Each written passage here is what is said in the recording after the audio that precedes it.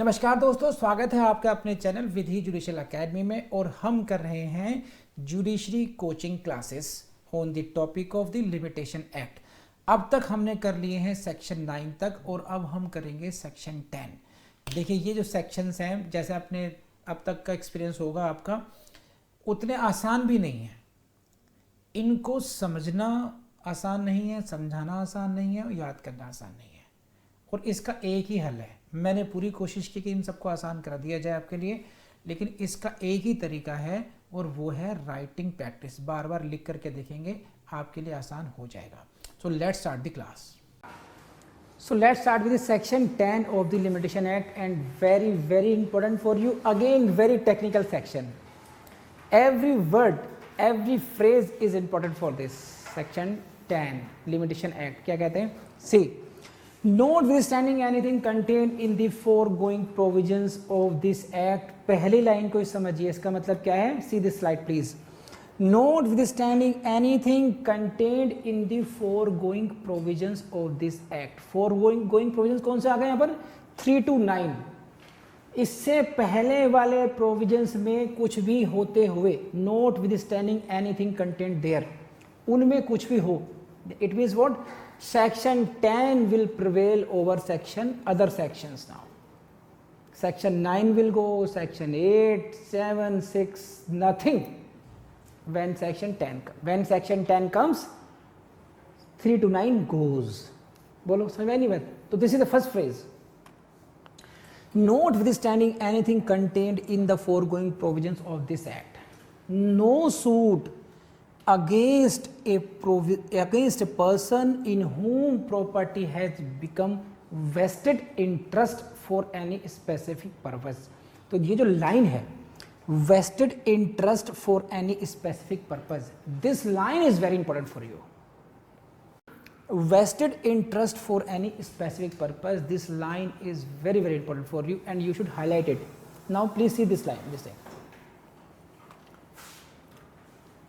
This is no suit against a person in whom property has become vested in trust. अलग अलग पढ़ना है इसको. The property has become vested. कैसे wasting हुई प्रॉपर्टी की? निहित कैसे हुई प्रॉपर्टी, संपत्ति? इन ट्रस्ट, ट्रस्ट में हुई, और for any specific purpose. This is, इसको आप ऐसे देख सकते हैं, no suit. Which suit? Suit is against a person, किस व्यक्ति के खिलाफ? इन whom property has become vested in trust, means he is a trustee. And trust, कौन सा trust? For any specific purpose. Trust is for a specific purpose, है ना? This trust is for specific purpose. तो no suit against a person, this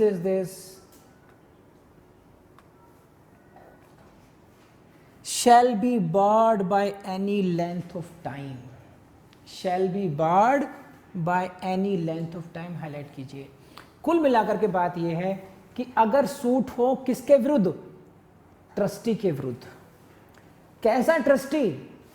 trustee for, trust कौन सा? Trust for any specific purpose, and the property has become vested in him as trustee, then there shall be no limitation period in such cases. This is the suit shall be, no suit shall be barred for any length of time. It means what? Limitation period will not run against him at all. You can bring the case against the trustee at any point of time. 10 साल बाद, 15 साल बाद. शर्त क्या है? He must be a trustee. Now अब details में पढ़ते हैं, इसमें थोड़ी सी और डिटेल में जाते हैं. पहले मेन पार्ट देख लिया हम लोगों ने. आपको समझ में आ गया होगा कि ट्रस्टी, मुख्य बात क्या है? अगर ट्रस्टी के विरुद्ध अगर सूट लाना हो तो then there is no limitation period. You, the suit you are bringing that shall not be barred by any length of time. सही है? Now please see again it. This is running में पढ़ते हैं एक बार. अब no suit against a person in whom property has become vested in trust for any specific period, है ना? और अगेंस्ट हिज लीगल रिप्रेजेंटेटिव्स और असाइंस, असाइंस कौन से, note being assign for valuable consideration for the purpose of following in his or their hand such property or the proceeds thereof, or for an account of such property or proceeds shall be barred by any length of time. तो I have read this is the break language. तो हम लोग इसको break करते हैं, कैसे break करते हैं? This suit is against whom? जिस सूट की बात कर रहे हैं हम सेक्शन 10 में, वो किन किन के विरुद्ध लाया जा सकता है? Number 1 person, first is against a person in whom the property has vested interest. It means what? Trustee. This suit should be against the trustee. It means what? Defendant should be trustee. Number 1 clear to you? Second is against his legal representative, and third category is what? Assigns, not being assigned for valuable consideration. Are you getting this point? So these are the three persons against whom this suit can be brought. These are the 3 persons, for no other person. Defendant should be any of these persons and no other. Defendant may be covered under first category or second category or third category. First category is the trustee himself, second is his legal representative, and third is his assign. And assign for what? Not being assigned for valuable consideration. I will explain it everything. सही है? Now why suit is filed? हमने एक चीज देख ली कि who are the defendants in this case, है ना, against whom the suit may be brought in this case. Section 10 किस पर अप्लाई होता है? Now for what purpose suit shall be filed? This is also specified in this. The suit is for the purpose of following in his hand or their hand such property. Following का मतलब यहाँ पर है to recover that property. Trustee साहब, जो आप रकम हड़प गए हो उसको वापस करो. Are you getting this point? तो this is for following in his hand or their hand such properties. Trustees के हाथों में जो समा गई है प्रॉपर्टी, उसको वापस लेने के लिए. और द प्रोसीड्स देयर ऑफ, बेच दिया है आपने, डिस्पोज कर दिया है, तो उसके पीछे लाओ, प्रोसीड्स देयर ऑफ, और for an account of such property, और प्रोसीड्स उसका हिसाब दो, अकाउंट दो. तो these suits are of these purposes. First is what? Following in his or their hand such property, the proceeds thereof, for an account of such property or proceeds.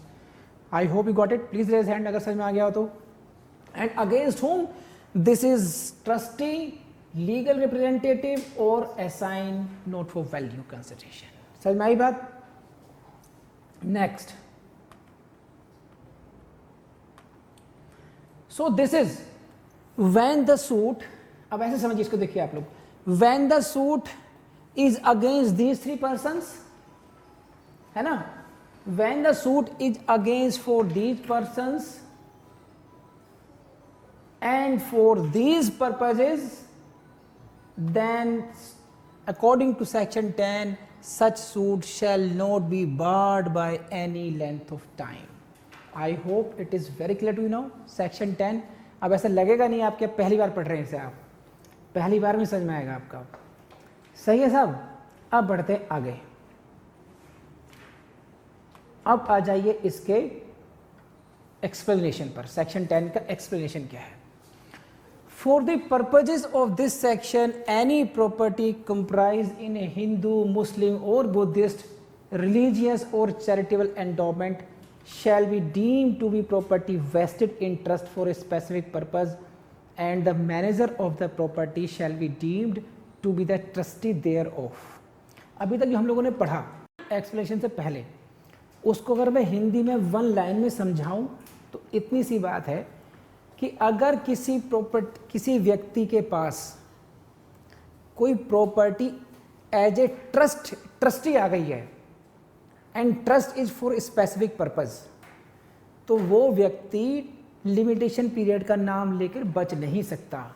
उस trust का जो beneficiary है उस trust का जो beneficiary है उस व्यक्ति को किसी भी समय कर आके सू कर सकता है कि भाई मेरी प्रॉपर्टी वापस करो, यूर ट्रस्टी, मेरी प्रॉपर्टी वापस करो आप। सही है। अब यही बात चैरिटेबल जो रिलीजियस एंडोमेंट्स हैं, रिलीजियस चैरिटेबल जो संस्थाएं होती हैं, मंदिर है, वक्फ प्रॉपर्टी है, उनके रिस्पेक्ट क्या होगा उसको उसको स्पष्ट कर दिया गया है थ्रू एक्सप्लेनेशन टू सेक्शन 10। क्या कहते हैं कि when the property comprise in a Hindu, Muslim और बुद्धिस्ट रिलीजियस और चैरिटेबल एंडोमेंट। ये बात समझ में गई। चाहे हिंदू हो, हिंदू हो, मुस्लिम हो, बुद्धिस्ट हो, उनका कोई भी रिलीजियस चैरिटेबल एंडोमेंट हो, सही है, तो वो प्रॉपर्टी किस में वेस्टेड मानी जाएगी? Shall be deemed to be the property vested in trust for a specific purpose. वो प्रॉपर्टी जो चैरिटी की जो प्रॉपर्टी है वो प्रॉपर्टी ट्रस्ट की प्रॉपर्टी मानी जाएगी। और किसे मानी जाएगी? The manager of the property shall be deemed to be the trustee thereof. जो उसका मैनेजर है वो उसका ट्रस्टी माना जाएगा। मान लीजिए मिस्टर रमेश जो है उसके ट्रस्टी हैं कहीं के, है ना, रातों रात चढ़ावा आ रहा है और रमेश जी मिलते ही फटाफट बैंक में कहीं निकल नहीं पाते बाहर, हाँ जी 2 लाख और आ गया, 4 लोग जाओ फिट करो। और बाद में मन में लालच आता है कि प्रभु ने कुछ सोच के मैनेजर बनाया होगा, है ना, बेटियों की शादी करनी है, भतीजी की शादी करनी है, 2-4 लाख रुपये कर देते हैं। लेकिन जब हिसाब देना पड़ेगा तो यू कैन नॉट से कि 3 साल निकल गए, 5 साल निकल गए, because you are a trustee. And section 10 says it the no suit shall be barred by any length of time. तो this is the explanation to section 10। समझ गए आप लोग? Raise hand please so that I can proceed. इसको समझ लीजिए please, समझिए, इसको समझिए। For the protection of charity, it is now specially provided that a Hindu, Mohammedan or Buddhist religious or charitable endowment is to be deemed to be the trust for a specific purpose. Its manager an express trustee and its property express trust property. इसका मतलब ये है कि अगर आप religious property के को hold कर रहे हैं, टेक केयर कर रहे हैं, मैनेजर हैं आप, किसी मंदिर की मैनेजर है मैडम, आप समझिए बात को, है ना। Now you are the manager in designation only, but in law you are a trustee of the property of that temple. Are you getting this point? And you will have to give account as a trustee. You can be held accountable at any point of time. You cannot say कि because 20 years have lapsed, now I am not accountable to any property. No time limitation runs against you as per section 10. समझे आप लोग या नहीं? हाँ ना, बोलो बस। तो 20 साल बाद भी मिस्टर यश ये कह सकते हैं आपको मैडम 1 लाख रुपए चैरिटी देते, वो गए कहाँ? एंड आप ये नहीं कह सकती कि 3 साल हो गए, पहले मैं यंग थी मैं बुढ़िया होगी, मतलब क्या है, कोई तरीका है, मेरी याददाश्त भी कम हो गई, ऐसा थोड़ी होता है ना। Because you are trustee you will be held liable for that. सभी होंगे, तुम तो ऐसा कि वही हो गई सही है, समझे? आई समझ नहीं बात? बोलो हाँ। चलिए बढ़ते हैं आगे फिर। अब आ जाते हैं, एक टर्म यहाँ पे यूज किया गया, in trust for any specific purpose. First of all try to understand this. ये बाकी तो समझ गए हम लोग। नो, ये जो टर्म है पहले, this is very interesting. In trust for any specific purpose. तो दिस स्पेसिफिक मतलब not general. Specific is what? Not general. The expression applies to trusts created for some definite or particular purpose. किसी विशेष उद्देश्य के लिए बनाए गए trust के लिए अप्लाई होता है ये। It is not for general trust. Object as distinguished from the trust of general nature, such as the law imposes upon executors and others who hold recognized fiduciary positions. अब समझिए क्या, एक व्यक्ति विल में ये कह के मर गया कि मेरी जो 1000 करोड़ की संपत्ति है वो पूर्णिमा को अधिकार होगा, इस तरीके से डिस्ट्रीब्यूट कर दे वो, है ना। जनरल पर्पज आ गए, सारी बात वो जनरली आ गई इसके पास। Now she has become trustee for general purpose. कोई स्पेसिफिक पर्पज असाइन नहीं किया गया इनको। तो ये क्या हुआ, as the law imposes upon executors and others who hold recognized fiduciary positions. एक होता है specific purpose, मैं आपको illustration देता हूँ, then you will understand. This is, in one case, on the death of her husband in 1904, a widow handed over a certain sum of money to her brother for the benefit and education, see the word, benefit and education of her two sons.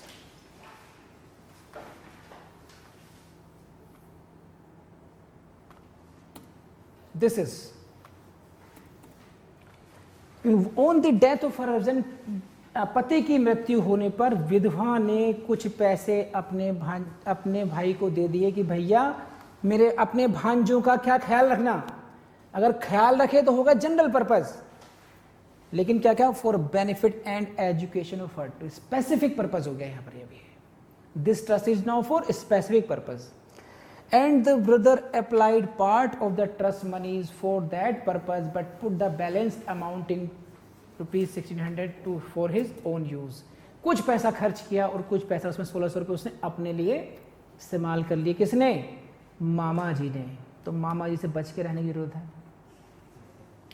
On his death, his representatives were called on to refund this balance and to account. On these facts, the court held that money being vested for a specific purpose, see, this is the line, vested for a specific purpose. I hope कि इस illustration आप समझ पा रहे होंगे कि है क्या मामला ये. Because this money was vested, this in trust for a specific purpose, a suit for account and refund of the trust property cannot, according to section 10, be barred by any lapse of time. मामा जी मर गए, मामा जी के बच्चों से भैया 50 साल निकल गए, 30 साल निकल गए, काहे का पैसा? बच्चों ने कहा देखो हमारी माँ ने अपने भाई यानी कि तुम्हारे पिताजी को दिया था, हमारे मामा को पैसा दिया था और 1600 रुपये मामा जी डकार गए, हमारी मम्मी नहीं कर पाई, अब हम बड़े हो गए, अब हम पैसे लेंगे. क्या भैया टाइम टू, ये क्या था? रिकवरी मनी था.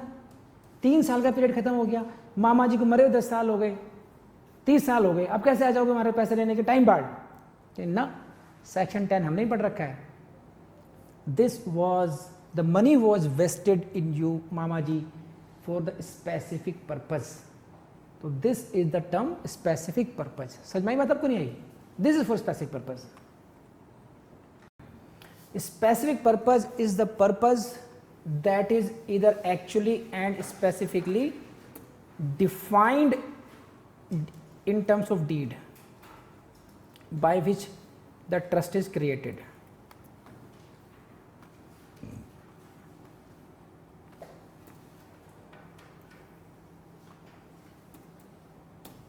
Or a purpose which from the specific terms can be certainly ascertained.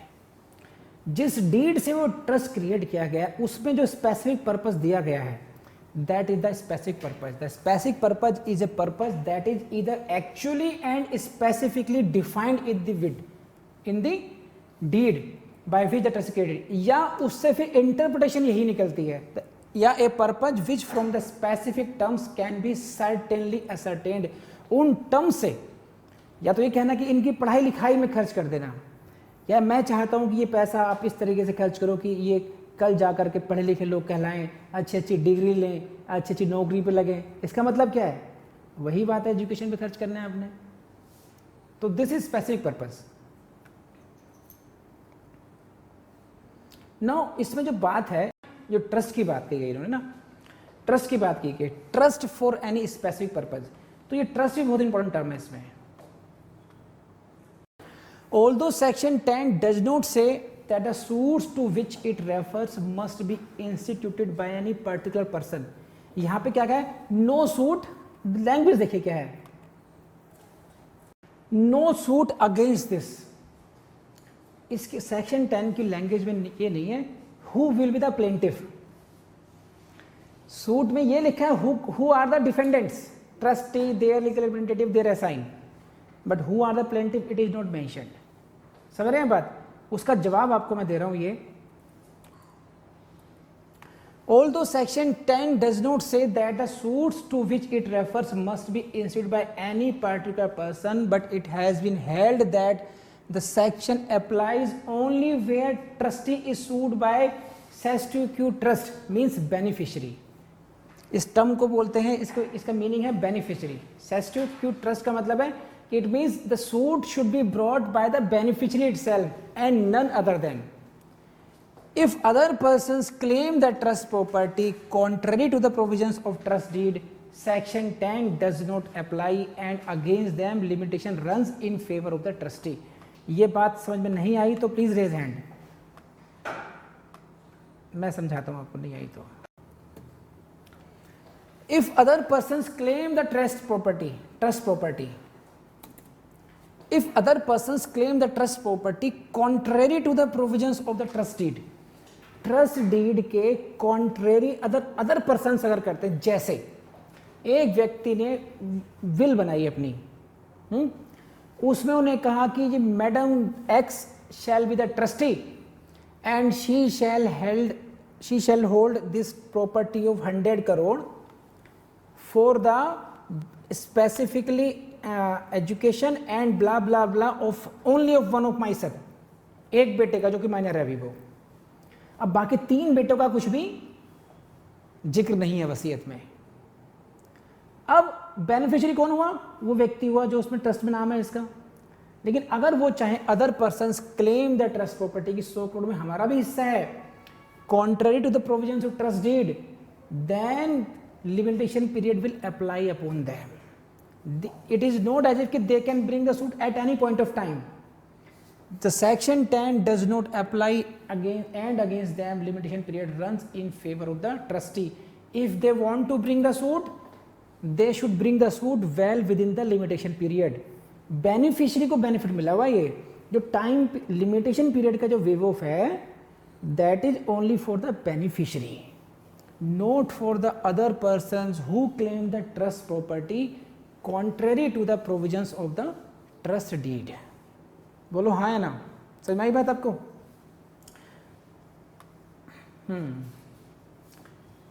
A suit which cannot be regarded as a suit by the beneficiaries is not within the operation of section 10. A suit for declaration against the defendants as rival beneficiaries will not be within the section. समझिए इस बात को क्या कि a suit which cannot be regarded as suit by the beneficiaries, meaning thereby कि अगर वो suit beneficiary से अदर लोग लेकर आ रहे हैं तो section 10 will not apply. Section 10 apply करने का क्या मतलब है? Limitation period goes then. मैं ये नहीं कहना कि अदर पर्संस नहीं ला सकते suit, they can bring but only with in the limitation period. Limitation period will apply upon other persons, but when the beneficiary brings the suit, limitation period shall not act against him. He can bring the suit at any point of time. बोलो है ना? तो this is मैंने आपको समझा दिया. Now next point to be considered bye you is this. Section 10 applies to the express trust as distinguished from trust arising by implication by law and from the resulting and constructive trust. इसको समझिए क्या मतलब है इस बात का. This is the second class of section 10 limitation act. इससे पहले हम एक पार्ट पढ़ चुके हैं. Now this is the second part of लोग. तो यहाँ से शुरुआत करते हैं. अब इसको थोड़ा सा हम रिवाइंड करते हैं, हल्का सा सेक्शन पढ़वा देता हूँ आप लोगों को मैं. ये बात थी इसमें, notwithstanding anything contained in foregoing provisions of this act, no suit against a person in whom property has become vested in trust for any specific purpose और against his legal representatives or assign not being for valuable consideration for the purpose of following in his or their hands such property or the proceeds thereof or for an account of such property proceeds shall be barred by any length of time. ये direct language थी. इसमें आप लोगों ने ये पढ़ा था कि सूट कौन सा था? Suit was against a person in whom property has become vested in trust. ठीक है, and that trust is for any specific purpose. ये हम सब लोग डिस्कस कर चुके हैं. This suit is for what? Trust is for what? Trust is for any specific purpose, इस पर हमने केस लॉ भी पढ़ा था जिसमें कहा था कि एक विधवा ने अपने भाई को यानी कि बच्चों के मामा को प्रॉपर्टी दे दी थी, पैसे दे देते, उन्होंने बाद में सू किया था, है ना, आगे याद। तो अब हम लोग आगे बढ़ते हैं इस बारे में। यहाँ से शुरुआत करनी है हम लोगों ने। Yes, section 10 applies to express trust as distinguished from trust arising from implication of law and from the resulting and constructive trust। ये बात समझनी है आप लोगों ने कि एक्सप्रेस ट्रस्ट की बात यूज की गई है, यहाँ पर जो टर्म यूज की गई है सेक्शन 10 में, that is what express trust specific. मैं आपको ये लेकर आता हूँ, दोबारा लैंग्वेज लेकर आता हूँ उसके लिए। No suit against a person in whom property has become vested in the trust for any specific purpose. हम लोग स्पेसिफिक पर्पज का मतलब समझ चुके हैं, it should be for specific purpose. अब यहाँ पे वेस्टेड इन ट्रस्ट, अब हम ट्रस्ट की बात कर रहे हैं यहाँ पर कि ये ट्रस्ट कैसा होना चाहिए। This trust should be express trust. Express मतलब it should be expressed in the words, will में होना चाहिए, ना कि इम्प्लीकेशन बाय लॉ के द्वारा हो या कोई कंस्ट्रक्टिव ट्रस्ट हो। क्या मतलब, कोई क्वाज़ाई ट्रस्ट हो मान लीजिए, या कोई an obligation in the nature of trust हो, is not a trust properly so called. Resulting trust और a constructive trust is only a quasi trust. इसको समझाता हूं आपको है क्या मामला। देखिए सेक्शन 10 में जिस ट्रस्ट की बात हम कर रहे हैं वो उस ट्रस्ट का मतलब है एक्सप्रेस ट्रस्ट, मतलब which has been provided in the will और एनी डॉक्यूमेंट स्पेसिफिकली दिया गया हो। एक होता है कि the property has come into your possession by implication of law, automatically आ गई because of by virtue of law आई आपके हाथ में आई वो, या कोई प्रॉपर्टी को ये मान लिया गया कि whether that property came to you in trust और not, but by law it is considered that you are constructively interest of this। आप इसको ऐसे याद कर लीजिए, बहुत डिटेल में जाने की जरूरत नहीं है आपको, कि only and only express trust होना चाहिए, डायरेक्ट ट्रस्ट का एस्टेब्लिशमेंट होना चाहिए, आप उसको किसी वाया मीडिया से नहीं आना चाहिए। कंस्ट्रक्टिव ट्रस्ट का मतलब यह है कि जैसे ऐसे मान लीजिए कि मैंने आपको एक प्रॉपर्टी दी, मैंने आपको 1 लाख रुपए दिए, है ना, और मैं देके चला गया आपको, सही, और बाद में मैं आपसे ये कह जाऊं कि ना ऐसा करना, आप ना मेरे ऑफिस दे देना पैसे इनको आप, ये तो I repose trust in you, but this is not express trust. लेकिन लॉ के इसमें constructively you can be held as trustee. मान लो मुझे कुछ हो जाता है इन बिटवीन, आपको वापस करने से पहले, वैसे करने से पहले, तो आप कहें कि जी दे गए थे लेकिन ऐसी तो कोई बात नहीं थी, बस बाय वर्च्यू ऑफ दिस हम क्या बोलते हैं equity, you will be held in trust of that property. ऐसा नहीं कि वो प्रॉपर्टी को आप अपने यूज में ले लेंगे उसको आप, ये तो एक हुआ when law assumes responsibility upon you, confers responsibility upon you as a trustee, कि you should be deemed to be in trust, कि इन हालात में आपको ट्रस्टी माना ही जाएगा। आप मेरी बात सुनो, कंस्ट्रक्टेड ट्रस्ट का मतलब क्या है, when there is no trust but trust is constructed, liability आप पर थोपी जाती है, आरोपित की जाती है कि no you will be deemed to be trustee. एक है I am expressly by an agreement making this trust. Agreement direct indirect हो सकता है, एक्सप्रेस हो सकता है, इंप्लाइड हो सकता है, but I am making a trust in you, एक ट्रस्ट स्टैब्लिश कर रहा हूं, एक्सप्रेस ट्रस्ट है वो। तो this should be for the purpose of section 10, for the application of section 10। आप लोग की बात ध्यान रखेंगे, it is only the express trust, not any other. अब देखो ट्रस्ट एक्ट आएगा तब डिटेल में बात करेंगे उसमें कि trust bye implication of law भी नहीं है, ना ही कोई कंस्ट्रक्टिव ट्रस्ट की बात कर रहे हैं। डायरेक्ट एक्सप्रेस ट्रस्ट होना चाहिए for the application of section 10। पास में आई नहीं आई? ठीक है, section 10 express trust, and for that is for not only for that, it should be for specific purpose as well. General बात नहीं है, जैसे 1 लाख रुपये छोड़ दिया, किस लिए छोड़ा पता नहीं, वापस करने के लिए देते बस। It was to be handing, bailment भी कह सकते हैं इसको, कि मैंने आपको पैसे दिए to give it to some other person. जैसे आपने आईपीसी में पढ़ते हैं criminal breach of trust. I handed over money to you for doing something on my behalf, either you return it to me on my demand or you give it to as per my direction, but you use it for your own purposes। तो हम क्या कहते हैं criminal law में, that is criminal breach of trust. Are you getting? तो वो तो हो गया क्रिमिनल लॉ का कॉन्सेप्ट हो गया यहाँ पर, वो कि उसमें वहाँ पर उसके इंग्रेडिएंट देख लेंगे हम लोग कि property was handed over to you, you misused it. यहाँ पर जो हम बात कर रहे हैं कोई जनरल बात नहीं कर रहे हैं फॉर द पर्पज, क्योंकि यहाँ पर जो ट्रस्टी है उसकी गर्दन आप कभी भी पकड़ सकते हो आप। यहाँ पे जो ट्रस्ट का बेनिफिशियरी है उसको बहुत बड़ा बेनिफिट मिल रहा है कि time will not run against him. तो there should be some strict conditions, and what is strict, कि trust must be express first, and not only this, this should be for the specific purpose, कि इसी काम के लिए दिया गया था आपको, ये जनरल पर्पज नहीं होना चाहिए। तो दो बातें याद रखेंगे, express trust and for specific purpose.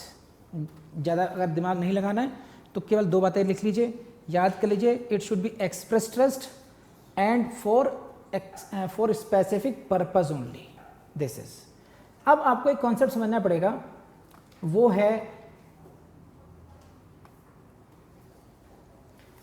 Trustee डिसेंटोट। ये क्या बला आ गई आपके लिए अभी, इस टर्म को लिख लीजिए, trustee de son tort. If a person not a party to the trust agreement that is third party और एन आउटसाइडर बाय मिस्टेक और otherwise takes upon himself the administration of the trust property और assumes the character of a trustee, he becomes a trustee de son tort. इसको मैं समझाता हूँ है क्या मामला है। देखिए, इसे कहते तू कौन मैं खामा खा, ये वाला मामला है, समझे। मेरी प्रॉपर्टी थी, आपको मैंने ट्रस्ट में दी थी कि भाई साहब ये 10 लाख रुपए लो और इस 10 लाख रुपए के आप स्पेसिफिकली पर्पज से आप मेरे बच्चों के लिखाई पढ़ाई में खर्च करोगे अगर मैं ना रहूं तब।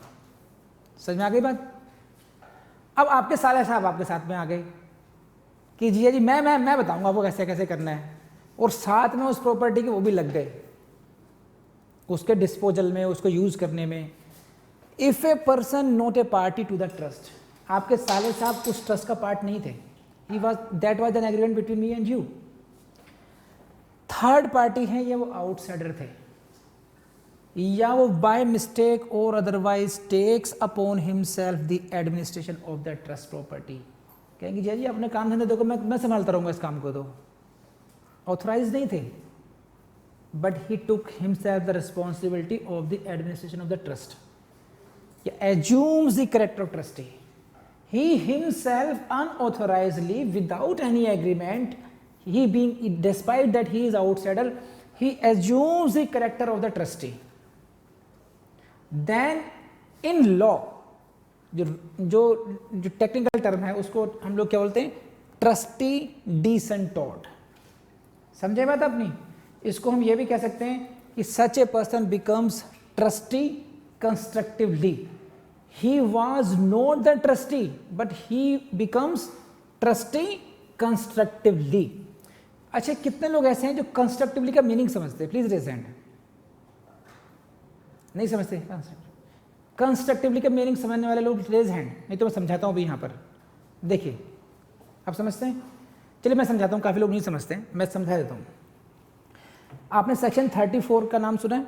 सेक्शन 34 आईपीसी, वो क्योंकि आप लोगों ने समझ रखा है उसकी हेल्प लेते हुए मैं आपको समझाता हूँ। सेक्शन 34 में ये कहते हैं कि व्हेन टू और मोर पर्सन्स, है ना, जब दो से दो, when several persons in the furtherance of their common intention कोई ऑफेंस करते हैं, तो ये माना जाता है कि जैसे वो ऑफेंस उन्हीं ने किया होगा। या अबैटमेंट में कहा जाता है कि अगर अबैटर है, देखिए मान लीजिए मैं अबैटमेंट पे ले जाता हूँ आपको, सेक्शन 114 अबैटर, मैंने कहा आपसे कि मिस्टर रमेश आप मैडम पूर्णिमा का खून कर दो आप, सही है, इसके लिए मैंने आपको उकसाया, अबैटमेंट किया। और जब ये खून कर रहे हैं मैं भी मौके पर वहां पर हूं, तो ये माना जाएगा कि जैसे मैंने खून वो खुद किया हो। अब ये माना जाना, खून किसने किया? आपने किया। इसमें क्या, criminal liability is constructed upon me, I am constructively liable. Section 34, जब कॉमन इंटेंशन हुई, आपने और मैंने ये डिसाइड किया कि we will not leave this, madam Purnima बहुत ज़्यादा रिवीजन करती रहती हैं, अच्छी परफॉर्मेंस दिखा रही है, हमसे आगे जा रही हैं, पहले कंपटीशन एक का तो कम करो, कम से कम एक सीट खाली कराओ। और वी डिसाइडेड कि हम इनको मार देंगे। अब हम पहुंचे इनके पीजी में, मैं बाहर खड़ा रहा और पिस्टल लेके आप गए अंदर और आप मार आए। बिकॉज ऑफ सेक्शन 34 मेरी लायबिलिटी भी जॉइंट लायबिलिटी है and it will be deemed कि जैसे मैंने ही इनको मारा हो। तो यहां पर जो लायबिलिटी मेरी फिक्स हुई वो हुई constructive liability, joint liability construct की गई मेरे पास। इससे कंस्ट्रक्शन का मीनिंग समझा पा रहा हूं, नहीं समझा पा रहा हूं? When actually facts are something else, but because of the circumstances of the case and the legal positions you are being held liable for something, we say the liability is being constructed upon you। आप समझ रहे हैं बात को? ऐसे यहां पर he is not trustee but such a person becomes trustee constructively। समझ आई बात? क्यों? ऑथोराइज तो थे नहीं, but you take upon himself the administration of the trust property or assumes the character of trustee। You started working as a trustee, therefore now you become trustee constructively। अब बात समझ में नहीं आई? रेज हैंड अगर समझ में आ गई तो बात सही है। And will be treated by the court as an express trustee and is bound to account as if he were a rightful trustee। इस व्यक्ति के खिलाफ भी limitation period will not run and he will be treated by law as the express trustee। he will be bound, उसके खिलाफ भी, उसके विरुद्ध भी मुकदमा लाया जा सकता है at any point of time। no suit shall be barred against him because of time। because why? because he has been now considered trustee constructively। तो अगर ये टर्म आ जाए डिसॉन्ट्रैक्टॉट तो आप घबराना मत अब कि बेरेट में तो कहीं लैंग्वेज मिली नहीं हमें ये, तो प्रीलिम्स से क्वेश्चन कभी छोड़ के भाग लो कि ये कहाँ से आ गया, आउट ऑफ कोर्स आ गया। ऐसा नहीं होना चाहिए अभी। आई होप समझ में आ गया? Raise hand. Very good. A trustee de son tort can not be permitted to plead limitation as the express trustee and the benefit of this section can be claimed against such a person।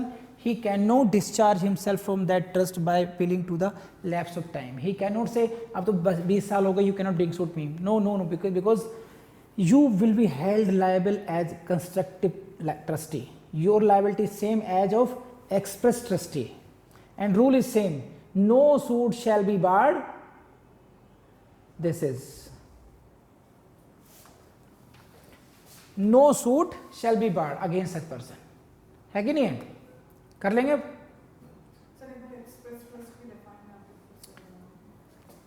Express trust का मतलब है जब will बनाई हमने, है ना? Will में मैंने एक कहा कि now from such and such date madam Madhavi shall be the trustee of my property and she shall do this things out of this property. This is an express trust.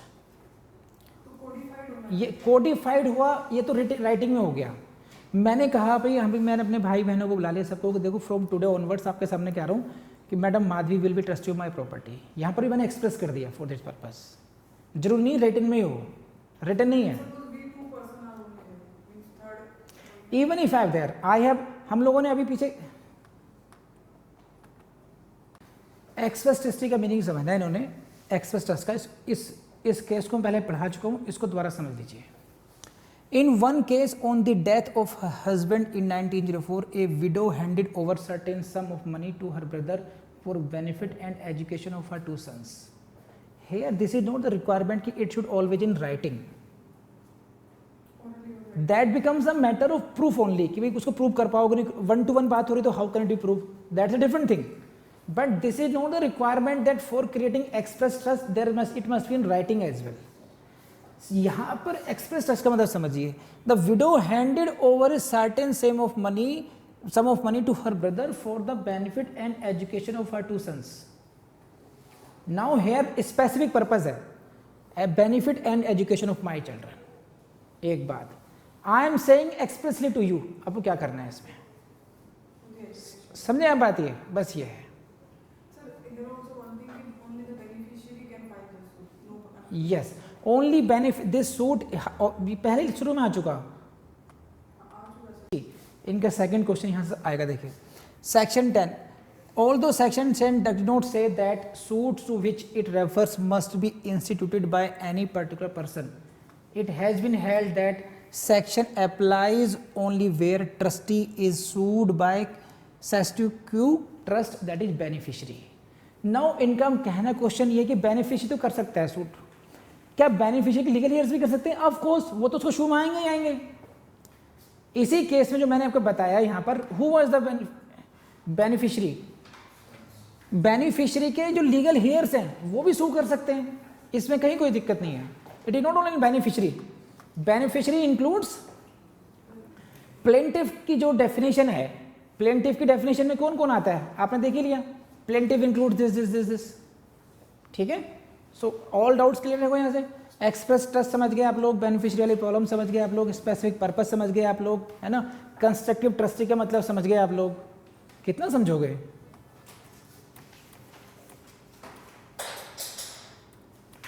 Next point देखते हैं, इसमें हम लोग, आपको इस समझने वाली बात है, वो ये वेस्टेड का मतलब समझिए आप लोग, जो मीनिंग यहाँ पर आया ना, property must have vested, vested the word implies that a person must have an estate in the subject matter, the alleged trust, and not the mere power of controlling or directing it. इसको समझिए भाई, mere fact that a person has got with him the control or management of the property will not vest the property in him.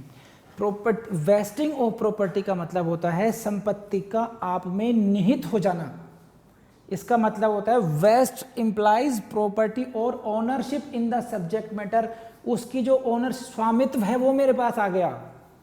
Wasting of property का मतलब स्वामित्व ग्रहण करना। अगर if I have the only the management, control और management,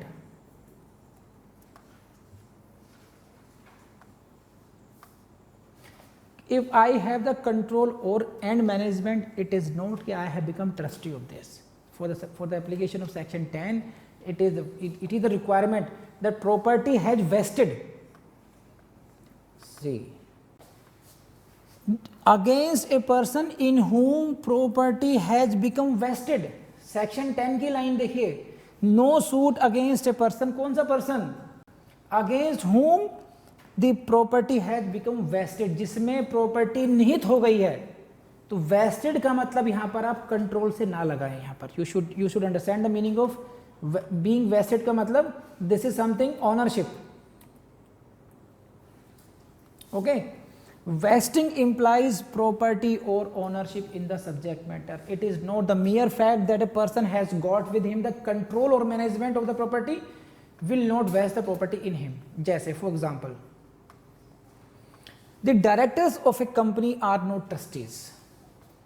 किसी company के directors हैं, they are not trustees because they are not the persons in whom the property of the company may be said to have been vested under this section. तो ध्यान रखना, directors of the company are not trustees for that. They are controlling it, they are in the management, but this property is not there. Property का निहित होना अलग concept है and property का management होना मेरे अंदर अलग बात है। बहुत बारीक टेक्निकल डिफरेंस है ये। एक है कि प्रॉपर्टी मेरी हो गई थी, I have become this property has come to, एक है केवल मैनेजमेंट मेरे हाथ में है, I am not his owner. एक है कि प्रॉपर्टी ही मेरे, it has become vested in me and then I am recovering this property from you as a beneficiary, ठीक है। नाउ एक वर्ड आया रिप्रेजेंटेटिव, रिप्रेजेंटेटिव इन सेक्शन 10 जिसकी आप बात करते हैं, रिप्रेजेंटेटिव समझना है, who as heirs or executors or administrators represent the estate of the deceased trustee. जो ट्रस्टी है, जो ट्रस्टी अगर मर गया, if the trustee has died, अगर ट्रस्टी जिसके खिलाफ हम सूट लेकर आए हैं, उसके जो भी व्यक्ति उसकी संपदा को, उसकी एस्टेट को रिप्रेजेंट कर रहा है, उसका लीगल हेयर हो सकता है, एग्जीक्यूटर हो सकता है, एडमिनिस्ट्रेटर हो सकता है, it may be anyone, and who has received as such the representative the specific trust property which is the subject matter of trust. उस ट्रस्ट की जो प्रॉपर्टी है जिस व्यक्ति ने उसको प्राप्त किया, who has received specific trust property, किसी भी कैपेसिटी में हो, वो उसका बेटा हो सकता है, ही कैन बी हिज एग्जीक्यूटर और उसकी प्रॉपर्टी के एडमिनिस्ट्रेटर मर जाने के बाद में, he will be considered as the his representative. वो विल लेकर के गया, दे करके गया कि now mister Ahmad will take control of this, all property has going to from me, he will execute all this my estate. Now he is the representative. I can as a beneficiary of trust, I can sue you now, Mr. Ahmed, to recover my property. वरना तो बड़ा जंजाल हो जाएगा, मैं किससे बोलूं? जिसको मैंने ट्रस्टी बनाया था वो तो मर गया. अब वो ट्रस्ट प्रॉपर्टी गई किसके पास? आपके पास गई है. अच्छा, आप तो बेटे भी नहीं हो, हेयर तो हो नहीं, but you are the executor और एडमिनिस्ट्रेटर. किस कैपेसिटी में प्रॉपर्टी है आपके पास? I am the executor or I am the administrator of his property. Okay, you are the representative for me. I will sue you. आप ये नहीं कह सकते आप उसके बेटे को सू करो. आप समझ रहे madam? Who as heir or executor or administrator represents the estate of the deceased trustee. क्योंकि भैया सूट क्यों किया जा रहा है? प्रॉपर्टी वापस लेने के लिए, या अगर बेच दी है तो उसकी प्रोसीड्स लेने के लिए, उनका अकाउंट करवाने के लिए आपसे. तो मेरा मकसद तो वो है. तो जहां जहां प्रॉपर्टी जा रही है मैं तो उसी को पकड़ूंगा ना. This is only. And who has received specific trust property as a representative. If you have received that property as representative, you are the representative for me. And after trustee I can sue you. अगर trustee has gone to heaven, I will sue you. सही है? कर लेंगे नहीं? When after trustee's death, trustee की death के बाद में specific trust property has passed into the hands of a representative as part of his estate, the beneficiary can without bar of limitation recover from his hands the specific property. बात समझ में आ गई नहीं पढ़ करके ये कि अगर ट्रस्ट प्रॉपर्टी उस रिप्रेजेंटेटिव के हाथ में चली गई है, देन जो बेनिफिशियरी है without bar of limitation can sue him and recover his property. हाँ जी, got it?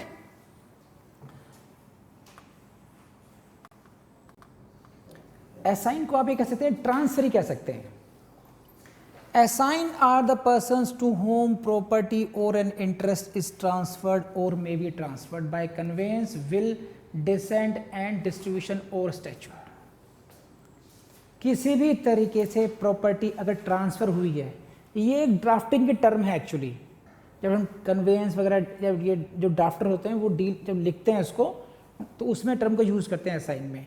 Basically these are the persons to whom property or an interest is transferred or may be transferred, and that mode of transfer may be anything. Conveyance, it may be will, it may be descent and distribution हो सकता है. कोई कानून के द्वारा भी आ सकती है, वसीयत के द्वारा आ सकती है, कोई सेल डीड कर दी गई, कोई गिफ्ट डीड कर दी गई आपके उसमें, वैसे आ सकती है. सही है? These are the persons. Now देखिए, this suit was, we have seen it earlier also. मैं दिखा रहा हूँ दोबारा स्लाइड आपको. दिस सूट में भी अगेंस्ट द ट्रस्टी, इसमें बातें खत्म हो गई. अगेंस्ट ही लीगल रिप्रेजेंटेटिव, ये भी हम समझ चुके हैं. And against the assign. लेकिन यहाँ पर एक जो ब्रैकेट में लिखा है उस टर्म को समझिए. असाइन मीन्स ट्रांसफरी, जिसको प्रॉपर्टी ट्रांसफर हुई है. Not being assign for the valuable consideration. Transferee तो हैं बट विदाउट कंसिडरेशन वाले हो. Are you getting this point? These are the assign. Transferee तो हैं बट विदाउट वैल्यूएबल कंसिडरेशन, मतलब जिन्होंने पेमेंट ना की हो. विदाउट कंसिडरेशन कौन से आते हैं? जिन्हें गिफ्ट कर दी गई हो, डोनेशन में दे दी गई हो, गिफ्ट में गई हो, विल में आ गया हो, विल से आ गई हो प्रॉपर्टी. यानी कि इस ट्रांसफर ने पेमेंट कुछ नहीं करी है उसकी प्रॉपर्टी के लिए. उसकी बात कर रहे हैं हम. जो फॉर वैल्यू कंसिडरेशन है उनके लिए लिमिटेशन पीरियड लागू हो जाएगा. इसका मतलब नहीं उनको सू नहीं कर सकते आप, but that will be within limitation period. Then if this assign is without consideration, then limitation period will not run. No suit shall be the suit shall not be barred by any length of time against this assign. कौन सा assign? If he is without any valuable consideration. तो not only assign, it is without valuable consideration. Section 10 में कितना कुछ निकल आया, एक एक वर्ड को डिफाइन करना पड़ रहा है, बट आई होप कि आप लोग भूल जाएंगे इसको मेहनत से। भूल दूंगा नहीं वैसे मैं आपको। समझ में आई बात आपको? ये नहीं अभी है। अब एक ही टॉपिक रह गया, suits not falling under section 10। Section 10 में कौन कौन से सूट्स हैं जो फॉल नहीं करते, उसको समझ लेते हैं एक बार अभी और बस। Be serious. Suits not falling under section 10, because if a suit falls under section 10, what will happen? The limitation period will not run against him. Now थोड़ा कंफ्यूज दूर करने वाली बात है क्या है यहाँ पर कि दो बातें हो सकती हैं। देखिए ट्रस्टी की लायबिलिटी पर, एक है suits seeking to make the trustee liable for what he might have received. Suit for what? Liability fix करने के लिए, for what he might have received, ऐसी प्रॉपर्टी जो तुम रिसीव कर सकते थे मिस्टर ट्रस्टी लेकिन तुम नहीं कर पाए। जैसे फॉर एग्जाम्पल आपको मैंने कहा था कि ये जो मेरी बिल्डिंग मैं आपको दे रहा हूँ, इससे जो किराया आएगा उस किराए से आप मेरे बच्चों का good benefit and good education में खर्च करना, ठीक है। अब उससे किराया, अब मैं आपसे कहूं कि उससे आप 1 लाख का किराया ले सकते थे, what he might have received, लेकिन क्यों नहीं लिया? But could not receive for his wilful default और नेग्लिजेंस, तुम्हारी गलती कैसे, लापरवाही की वजह से तुमने इतना नहीं लिया, मेरा तो नुकसान करा दे, वो भी दो। ऐसे सूट्स कवर नहीं होंगे। सूट कौन से होंगे? What he in fact received और what actually became vested in him, whatever he actually received, जो ने रिसीव किया, या जो whatever has been vested in him, जो वो नहीं कर, रिसीव नहीं हुआ उसको एक्चुअली में। आप कहें कि अगर आप डेलिजेंट होते, नेग्लिजेंट नहीं होते, तो ये प्रॉपर्टी भी इतना नुकसान आपकी वजह से हुआ मेरा, वो सूट इसमें कवर नहीं होंगे। सूट कवर नहीं होने का मतलब यहाँ पर यह है कि लिमिटेशन पीरियड के पर्पज से सूट कवर नहीं होगा।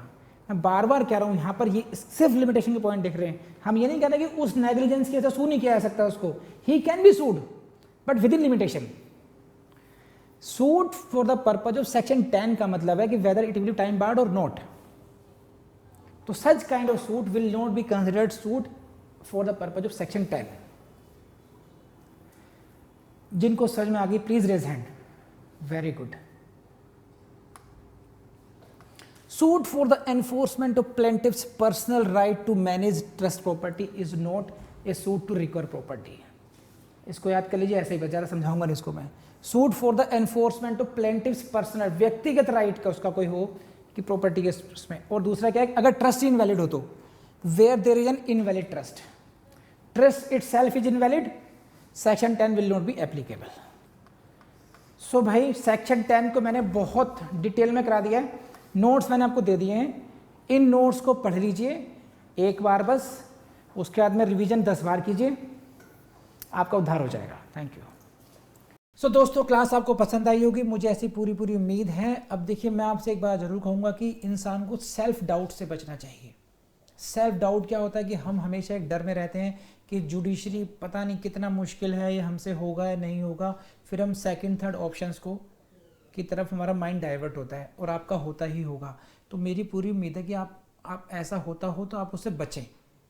देखिए, जुडिशरी का एग्ज़ाम मैं तो ये कहता हूँ कि हिंदुस्तान का इस लेवल का सबसे आसान एग्ज़ाम है, प्रोवाइडेड ये कि आपने उसको उस तरीके से, उस टेक्निकल तरीके से पढ़ाई की हो बस, और उस तरीका आना चाहिए बस आपको। जिस तरीके से देखिए जिस तरीके से देखिए एक कार का टायर पंक्चर हो जाता है, और कोई भी हम जैसा इंसान जो नॉन टेक्निकल है उसके लिए बहुत मुसीबत हो सकती है, वो उठाएगा, बहुत टाइम लगेगा उसको करने में। लेकिन एक इंसान आएगा जिसको हम कहते हैं टेक्नीशियन, मैकेनिक कहते हैं, छोटा सा एक पतला दुबला सा, जिसको आम भाषा में वो लोग कहते हैं छोटू, वो आएगा, जैक पाना लेकर के आएगा और तुरंत के तुरंत आपका कार का टायर चेंज करके 10-15 मिनट के अंदर चला जाएगा वो। तो काम मुश्किल था, आपको ऐसा लग रहा था, लेकिन वो आसान हो गया क्योंकि उसने टेक्निक अडॉप्ट की। तो पढ़ाना भी और पढ़ना भी एक टेक्निक की बात है। जुडिशरी के एग्ज़ाम को क्वालिफाई करना, it's a matter more of the technique than of knowledge. Knowledge भी इंपॉर्टेंट है, टेक्निक भी इंपॉर्टेंट है। इन बातों को ध्यान में रखते हुए पढ़ाई कीजिएगा। जिस तरीके से आपको गाइडेंस मिल रही है लेक्चर में, उनको फॉलो जरूर कीजिएगा। कर लेंगे आप लोग। चलिए फिर अगले लेक्चर मिलते हैं आपसे। Thank you very much.